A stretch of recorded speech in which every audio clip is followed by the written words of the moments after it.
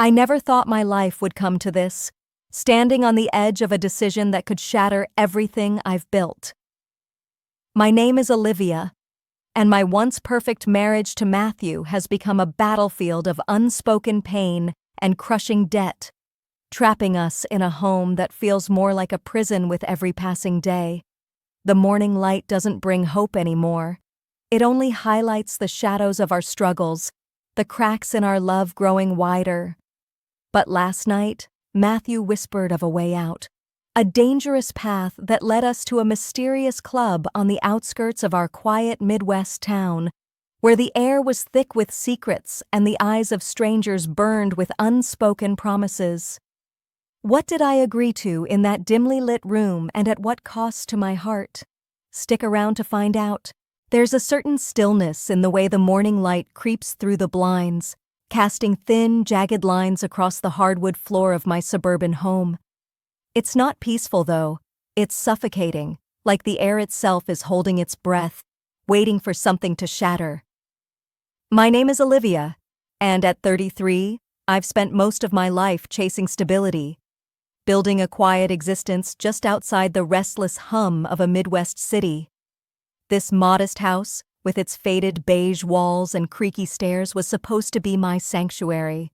But lately, it feels more like a cage. I catch my reflection in the hallway mirror sometimes, and I barely recognize the woman staring back. I'm average height, nothing striking, with shoulder-length chestnut hair that's often tied back in a messy knot. My hazel eyes, though, they carry too much. Worry lingers in them, a constant shadow that no amount of forced smiles can erase. I've always been the steady one, the person who holds things together, but these days, I'm unraveling at the seams. My husband, Matthew, is 35, a tall man with a kind face that used to light up when he saw me. Now, stress has carved lines into his forehead, and dark circles frame his blue eyes from too many sleepless nights. We've been married for 7 years, and for a long time, we were happy, really happy. We'd spend evenings on the porch, sharing quiet laughter over cheap wine, dreaming about a future that felt so certain. But dreams have a way of slipping through your fingers, don't they? Matthew poured everything into his hardware store, a small business that was supposed to be our ticket to something better. Instead, it's become a weight around his neck, dragging us both down with a debt so heavy I can't even let myself think about the numbers. Not yet. All I know is that it's crushing him, and I can feel the cracks spreading through our life together. The tension in our home is a living thing now. It creeps into the late hours when I hear Matthew pacing the living room, his footsteps heavy and restless, like he's trying to outrun something he can't name. Sometimes I'll wake to the sound of whispered arguments, not with me, but with himself, muttering under his breath as if the walls might offer answers. I've tried to be there for him, bringing him cups of chamomile tea that sit untouched on the coffee table, murmuring words of comfort that feel hollow even as they leave my lips. We'll get through this, I say, but the doubt in my voice betrays me. He'll look at me then, with a smile that doesn't reach his eyes, and I can sense the distance growing between us, a chasm I don't know how to cross. There are moments, fleeting and raw, where we cling to each other, seeking solace in a closeness that used to come so easily. But even those stolen seconds of tenderness are tinged with desperation, a silent acknowledgement that we're both grasping. A few days have passed since I last felt any semblance of normalcy in our home. And tonight, as I stand in our dimly lit kitchen, the air feels heavier than ever. The faint smell of burnt toast still lingers from a dinner I barely managed to throw together, my mind too scattered to focus on something as mundane as cooking.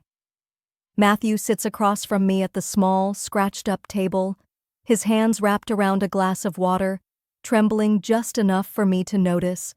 His face is pale, almost ghostly under the weak glow of the overhead light, and I can't shake the feeling that something is about to break wide open. I watch him take a shaky breath, his eyes fixed on the table, avoiding mine. "Olivia," he starts, his voice low, almost a whisper, like he's afraid the walls might overhear. I've found a way to deal with the debt. It's unconventional, but it might be our only shot. My stomach twists at his words, a mix of hope and dread clawing at me. Unconventional? What does that even mean? I lean forward, my hands gripping the edge of the table, my heart pounding so hard I'm sure he can hear it. What are you talking about, Matthew? Tell me. Please. My voice cracks, betraying the fear I've been trying to bury for weeks. He shakes his head, still not meeting my gaze. I can't get into it right now. Not all of it. But there's a meeting, tomorrow night, at a private club just outside the city. I need you to come with me. A club? A meeting? My mind races with questions, each one more unsettling than the last. Why there? What kind of people are we dealing with? I want to push him, to demand answers, but the desperation in his voice stops me. I see the weight on his shoulders, the way it's crushing him, and I know I can't let him face this alone. So, despite the unease gnawing at me, I nod. Okay, I'll go with you. We'll figure this out together. My words feel like a promise I'm not sure I can keep, but I say them anyway, for him. The next evening, we're in our old sedan, the engine humming unevenly as we leave the city behind. The silence between us is suffocating, thicker than the darkness outside. I glance at Matthew, his hands gripping the steering wheel so tightly his knuckles are white, stark against the dim dashboard light. The city lights fade in the rearview mirror, replaced by winding country roads flanked by endless shadows. I roll down the window just a crack, letting the cool night air slip in, but it does little to ease the tension coiling in my chest. I want to ask him again, to beg for some hint of what we're walking into, but the set of his jaw tells me he's not ready to talk.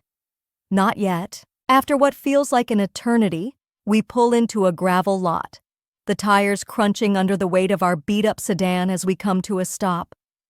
The building in front of us looms like a shadow against the night sky, an old estate-turned-private club, its stone facade weathered but imposing. Dim lights flicker behind heavy curtains, and the faint hum of voices spills out into the cool air. My heart is a drum in my chest, each beat louder than the last, as I step out of the car and follow Matthew toward the entrance. The air smells of damp earth and something sharper, like cigar smoke, clinging to the night. I pull my coat tighter around me, not just against the chill, but against the creeping sense of dread that's been building since we left home. Inside, the atmosphere shifts. The air is thick with the scent of aged wood and expensive cologne, and the low murmur of conversation buzzes around us. The hallway is dimly lit, with ornate sconces casting golden flickers on the walls. I glance at Matthew, hoping for some reassurance, but his face is a mask, unreadable and distant. We're led by a silent man in a dark suit to a larger room, where the hardwood floor gleams under the weight of heavy furniture. My eyes dart around, taking in the scene. Men in tailored suits, their expressions hard and unyielding, sipping amber liquid from crystal glasses. This isn't a place for people like us. This is a den of wolves, and I feel like prey. Then I see him, Victor. He stands near the center of the room, commanding attention without even trying. He's tall, with sharp features and dark hair slicked back, his presence almost suffocating. His polished shoes click against the hardwood as he approaches me, each step deliberate, echoing in the sudden quiet of the room. I freeze, my breath catching as he stops just inches away. His hand reaches out, warm but firm, and he lightly brushes my cheek. The touch sends a jolt through me, unexpected and electric, stirring something I can't name.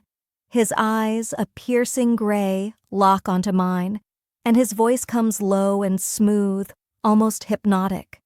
A fair exchange, don't you think? He murmurs, the words curling around me like smoke. I don't understand, not yet, but the weight of them presses down on me, heavy with implication. I glance over at Matthew, desperate for an anchor in this storm.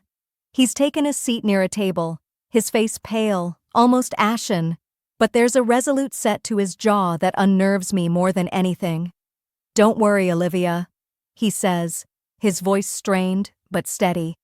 "If everything goes well, the debt will be forgiven. All of it." His words should comfort me, but they don't. My stomach churns, a sickening twist of fear and confusion. Forgiven? At what cost? I want to scream at him, to demand the truth, but before I can, two other men approach. Victor introduces them briefly as Carlo and Damien, both broad-shouldered with cold, calculating expressions that make my skin crawl. Carlo's eyes are dark, almost black, and they linger on me too long. Damien's smirk is subtle but sharp, like a blade hidden in silk. They move closer, their presence suffocating, and my breath quickens, shallow and ragged. This isn't a business meeting. I see it now, in the way their gazes shift, in the unspoken tension that crackles like static in the air. My mind races, piecing together the fragments of what's happening, and then it hits me. A punch to the gut, stealing the air from my lungs. Matthew? He's agreed to this. He's offering me as part of some twisted deal, a personal sacrifice to wipe the slate clean. The betrayal cuts deep, sharper than any knife, and I feel it slice through the trust we've built over years. How could he do this? How could he stand there watching, knowing what he's traded? My hands tremble at my sides, and I want to run, to scream, to shatter this moment into 1,000 pieces. But I'm rooted to the spot, caught in the weight of their stares. Victor gestures toward a doorway draped in heavy curtains, and as I stand in this dimly lit room, the weight of the moment presses down on me like a physical force. My mind is a storm, thoughts whipping through me faster than I can grasp them. I can still feel the ghost of Victor's touch on my cheek from earlier, a lingering warmth that unsettles me, and I'm caught between the reality of where I am and the memories that flood in unbidden. I see Matthew and me on our wedding day, under that old willow tree in the park near our first apartment. The sun was golden, filtering through the leaves, and his laughter, God, that laughter was so full of life as he spun me around, my white dress catching the breeze. We were so young, so sure of everything. Now that warmth feels like a distant dream, replaced by the cold, polished reality of this room with its heavy air and unspoken promises. The contrast cuts me to the core, a reminder of everything we've lost to get here. Victor's presence pulls me back to the now. He's standing just a few feet away, his demeanor calm, almost serene, as if he's orchestrating a simple business transaction rather than something far more personal. His authority is undeniable, a quiet power that fills the space without effort. He steps closer, holding out a crystal glass filled with amber liquid, the light catching its edges and making it glow like fire. "To ease your nerves," he says, his voice smooth as silk, carrying an undertone I can't quite decipher. I hesitate, my fingers brushing against the cool, smooth surface of the glass as I take it from him. The texture is grounding, a small anchor in the chaos of my emotions, but my hands tremble as I bring it to my lips. The liquor burns a fiery trail down my throat, sharp and bitter, and I wince, setting the glass down with a soft clink on the nearby table. My hands shake so badly I'm surprised I don't drop it altogether. Carlo and Damien are still here, positioned like sentinels on either side of the room. Their presence is a strange mix of intimidation and reassurance. Intimidating because of the cold, unreadable expressions they wear, and reassuring because they seem so utterly in control, as if nothing could go wrong under their watch. Carlo's dark gaze flickers to me now and then, assessing, while Damien stands with his arms crossed, that subtle smirk still playing on his lips. It's as if they know something I don't, and that knowledge sits heavy in my chest, a weight I can't shake off. I steal a glance toward the heavy curtains near the far wall, noticing a small gap where the fabric doesn't quite meet. Through it, I can see Matthew still seated at that table, his head bowed low, his shoulders hunched as if carrying the weight of the world. He doesn't look up, doesn't meet my eyes, And that absence of connection stings more than I can say. But then, as if sensing my stare, he lifts his head just enough to give a small, almost imperceptible nod. It's a signal, a silent message that he's okay with this, that he needs this to happen. My heart aches at the sight, a deep, throbbing pain that threatens to unravel me completely. Yet, beneath that pain, there's something else. A flicker of something I didn't expect. A strange sense of empowerment washes over me, knowing that in this moment, I hold the power to end our suffering, to pull us out of the abyss we've been sinking into for so long. It's a heady feeling, terrifying and exhilarating all at once, and I don't know what to make of it. The air in the room shifts, growing thicker, heavier, as if everyone is holding their breath, waiting for the inevitable. Victor steps closer again, and I catch the sharp, musky scent of his cologne, a fragrance that's both alluring and invasive, filling my senses in a way that makes my pulse race even faster. My body tenses instinctively, every muscle coiled tight as I brace myself for what's coming next. I don't know exactly what that will be, not in its entirety, but I feel the edge of it, the line I'm about to cross. As Victor's presence looms closer, the air seems to thicken even more, pressing against my skin like a tangible force. My heart is a wild thing in my chest, pounding so hard I'm sure everyone in the room can hear it. I'm standing on the precipice of something I can't fully comprehend, yet I feel it pulling me in, a current I can't fight. The room blurs at the edges, the golden light from the sconces smearing into streaks of amber as my focus narrows to the sensations around me. The softness of fabric brushes against my arm, a fleeting touch that sends a shiver down my spine, though I can't tell if it's from fear or something else entirely. Low voices murmur in the background, their words indistinct but heavy with intent, weaving through the charged silence like threads of smoke. I feel the warmth of breath near my ear, a whisper of heat that makes my breath hitch, and time itself seems to stretch, each second dragging on into eternity, suspending me in this moment I both dread and, in some dark corner of my mind, crave. I'm caught in a storm of emotions, each one crashing over me in waves I can't control. There's guilt, sharp and biting, gnawing at me for even being here, for letting this happen, for not running when I had the chance. Betrayal stabs deeper, a cold blade twisting in my gut as I think of Matthew, sitting just beyond that curtain, complicit in this arrangement that feels like a fracture in everything we've built.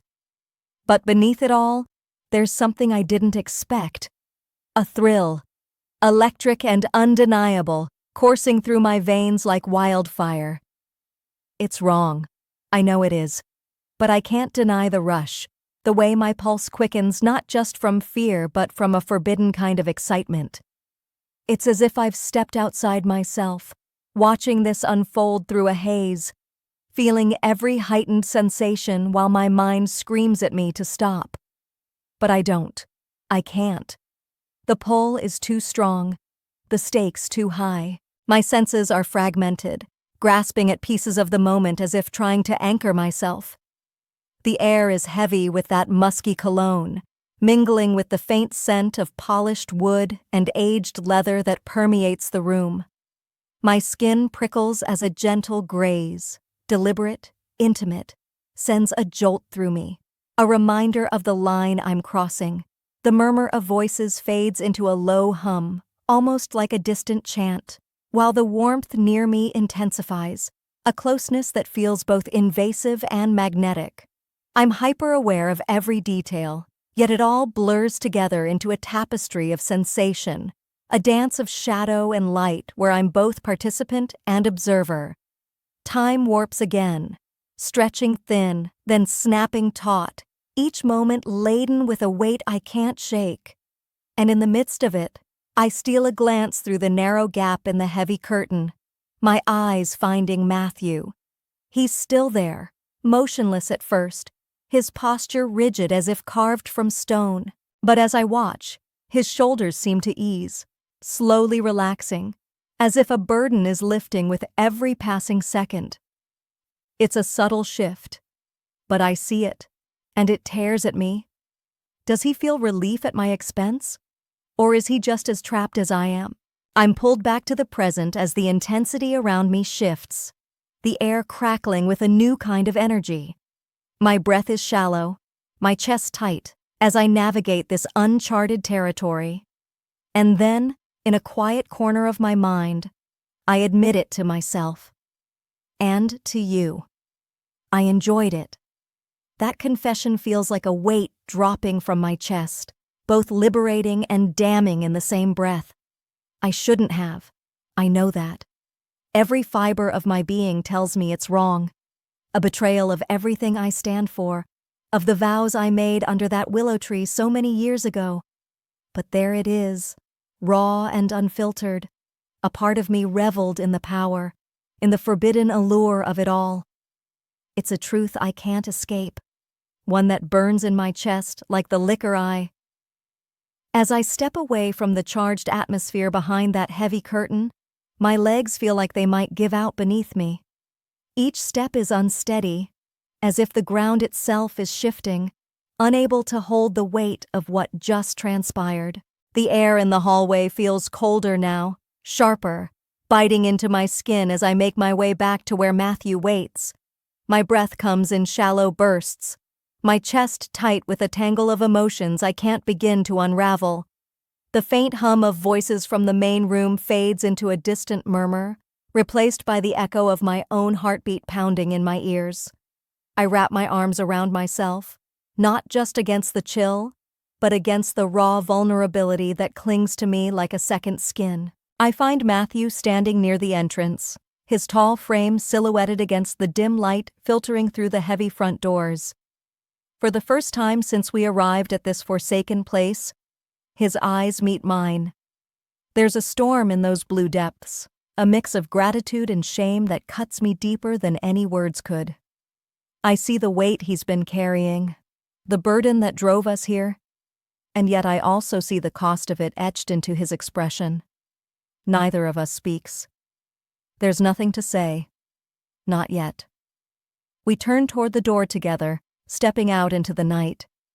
The gravel crunches under our feet, a harsh, grating sound that mirrors the jagged edges of my thoughts.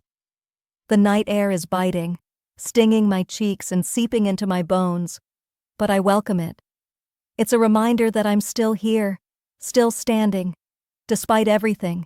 We reach the car, the old sedan sitting silently in the gravel lot like a relic of a life that feels so far away now.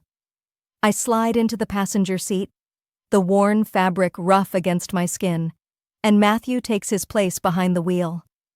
The silence between us is heavy, thicker than the darkness outside, as he starts the engine with a low rumble. It's only after we've pulled away from that looming estate, the lights of the club shrinking in the rearview mirror, that he finally speaks. His voice is barely a whisper, cracking under the strain of emotion. "You saved us tonight, Olivia." The words hang in the air, fragile and raw, and I feel the warmth of his hand reaching for mine across the center console. His grip is tentative at first, then firm, a gesture of thanks, but also of apology. I don't pull away, though part of me wants to. Instead, I let his touch anchor me, even as my mind churns with conflicting feelings about what I've done, about the choices we've made. The drive home stretches on, the country roads winding through an endless sea of shadow. The darkness outside mirrors the turmoil inside me, a swirling void of guilt, relief, and something I can't quite name. The headlights cut through the night, illuminating fleeting glimpses of barren trees and empty fields. But they do little to ease the heaviness in my chest. I stare out the window, my reflection a ghostly outline in the glass. And I wonder who I am now after tonight. I feel no regret, though. Not truly. There's a strange, quiet pride simmering beneath the surface, a recognition of the strength it took to cross that line, to bear the weight of our survival. I did what I had to do, and in doing so, I've carved out a sliver of freedom for us. A chance to breathe again without the suffocating shadow of debt looming over every moment. But freedom comes at a cost, doesn't it? As the miles slip by, I can't help but think about how this night has changed us. Changed me, changed Matthew, changed the very foundation of our marriage. We'll never be the same. Not after this. The trust we once had, so solid and sure under that willow tree all those years ago, feels fractured now, splintered by the choices we've made. And yet, there's a part of me that wonders if this fracture might be the start of something new, something stronger, forged in the fire of sacrifice. I glance at Matthew, his profile sharp against the dim glow of the dashboard, and I see the exhaustion in the lines of his face. Don't forget to subscribe, like, and comment if you enjoyed this story. This will help us create more engaging stories for you.